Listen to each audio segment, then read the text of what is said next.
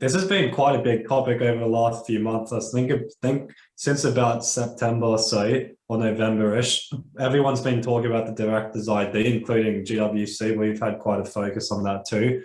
And pretty much we've been speaking about how it's almost an inevitable next step for governments to store people's data, or at least that's what they're saying. So now it's just recently been announced that there's actually a plan to take this even further and kickstart the deployment of a national identity regime, which will be presented by one of the finance ministers, I think it was Katie Gallagher, to state and federal digital ministers at the end of this month.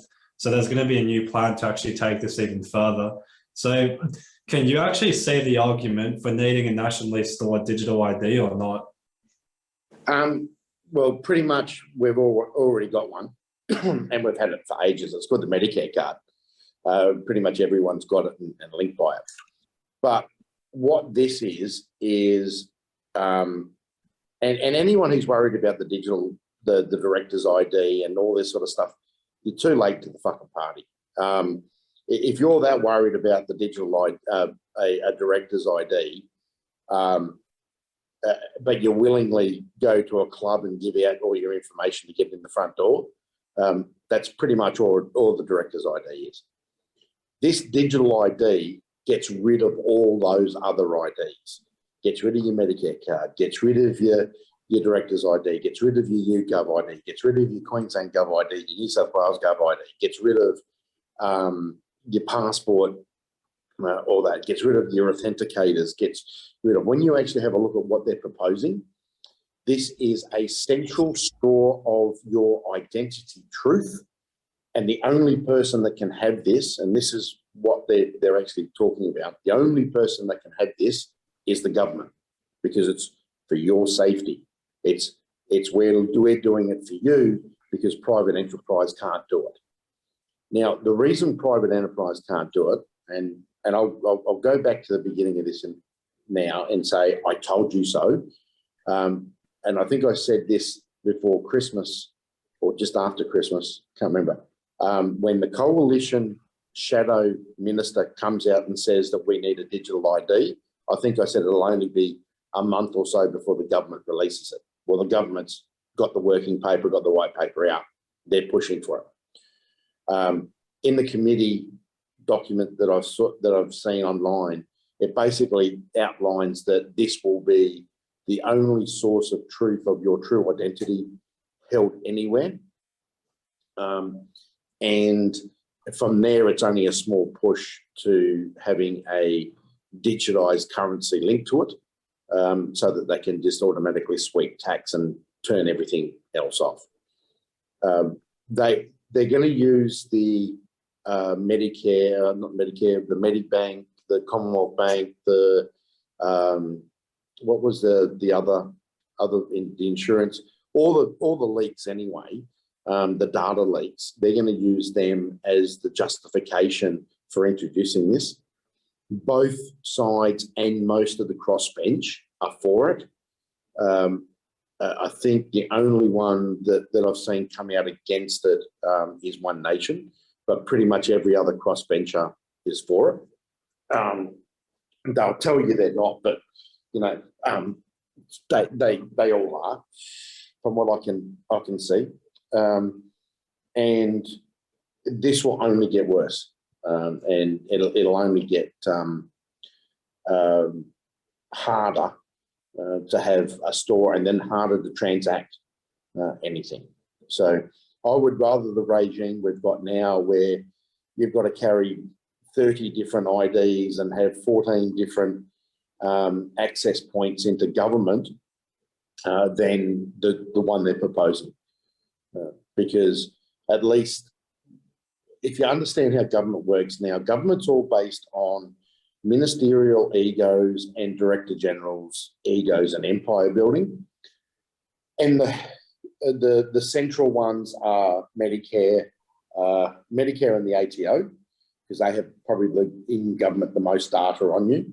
And then from there, I think I'm going to lose my light in here. From there, you've got all the other agencies around, and none of them share data.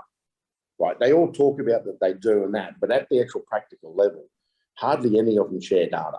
Hardly any of them, work together, because it's all about ego. And if I work with you and share with you and something goes wrong, I'm going to lose my job.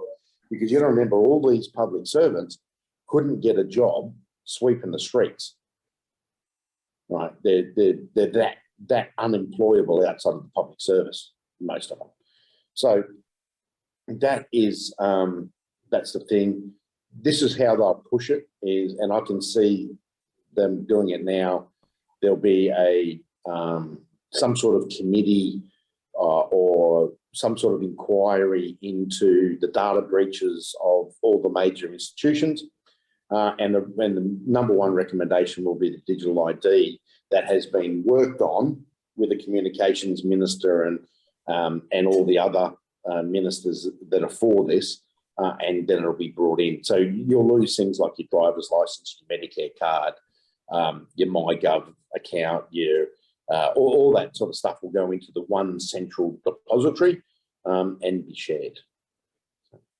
So pretty much they'll be promoting it as like a really convenient ease of access for all of your IDs, like a one place. Yeah, and you can see most people will fall for it because, like you said a few weeks ago, people are just looking for convenience. 100%. If you're looking for convenience and seek convenience, they'll squash them, because that's what they're going to use to get you. Yeah. Do you think there'll actually be a loophole around it or not? I'm not sure. They will definitely loophole their own grouping, if you like. You know, the elites of the world will somehow be able to opt out of it. I'm not sure, because how do you file because a driver's license is really just a tax. A marriage license is a tax. Why do you need to have something? Why do you need to pay the government for something that is really, a natural right, like getting married? Why does the government need to be involved in that? It's just absolute fucking madness. So how does the government make sure that everyone abides by this? It'll be your birth certificate. So that they'll digitise the birth certificate registers.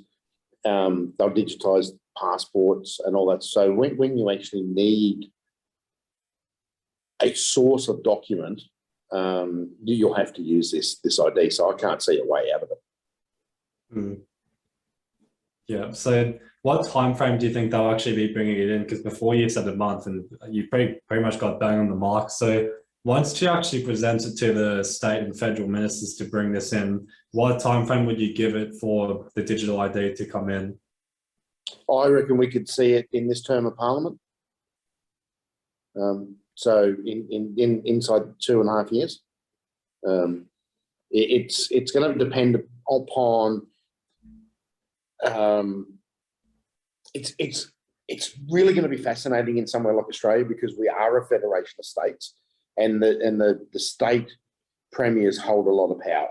So we are seeing some splinters between Queensland and Victoria, for instance, on national cabinet, and which is, it's surprising that the states that are actually pushing back against this are Labor states, or anything coming down from a Labor government. It's Labor states, where the Liberal states, which there isn't many of, are literally just rolling over. Like Petith, every time he went to national cabinet, it was like, what do you want? I'll bend over, give me a good shaft, and and he had no backbone at any of these meetings. So it's quite funny. Palachuk up here is resisting some of the stuff, but I think that's because she's been wedged by her own political masters up here, because she doesn't actually have the numbers in Queensland. She's there by mutual respect and that. So it's quite an interesting thing. The states will dictate the timing on this, but they'll eventually all roll over. They'll get what they want out of it. Yeah. So do you think there's actually anything you can do to prepare for it, or not really? You just kind of have to go with the flow and see where it goes. Look, if you're that worried about it, I'd actually be looking at moving out of the country and going somewhere that that is not thinking about this sort of stuff. Half the places in the Pacific Islands you'll find won't go down this route. Purely and simply, they don't have the ability to do it. If you go and live in a lot of European countries now, they've got a lot of this. So when you sign up for residency and this sort of stuff, you give them a lot of data anyway and hand it over. Yeah, look, I think what's going to happen, and this is me reading between the lines. What I think is going to happen is all this sort of stuff's going to come in, and I'm not worried about the short term, what's happening on the short term, because what I'm looking at is the long term. I'm looking at in the 10-year, when this cycle all implodes in 10 years' time, right, in the early 2030, all this stuff will get thrown out anyway, right? And so if you've got to, you've got to lose a little bit now to gain a lot later, because there will be a rise. People, once a lot of this sort of stuff comes in, people will just go, holy shit, I didn't sign up for this, I don't want this. And they'll start to push back and change their minds. And you're starting to see it in cities in the US, where the school boards are getting overrun by parents who are like, I don't want my children taught transgenderism at bloody age 6. And same in the UK. So there is slowly some of this pushback happening, but it could be that you've just got to wear the pain in the short term to win the game in the longer run.